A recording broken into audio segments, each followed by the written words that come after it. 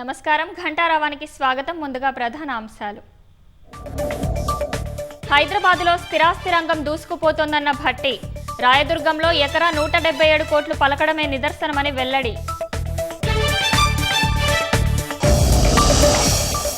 Jubilee Hills ticket దక్కని అంజన్ కుమార్ కు బుజ్జగింపులు. Party విజయం కోసం పనిచేస్తానని కాంగ్రెస్ సీనియర్ నేత వెల్లడి.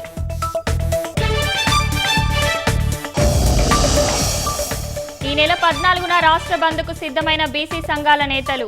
బీసీ కోటా పెంపుపై హైకోర్టు స్టేను వ్యతిరేకిస్తూ నిరసనలు.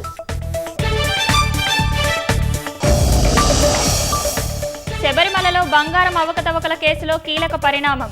దర్యాప్తునకు కేరళ హైకోర్టు ఆదేశం.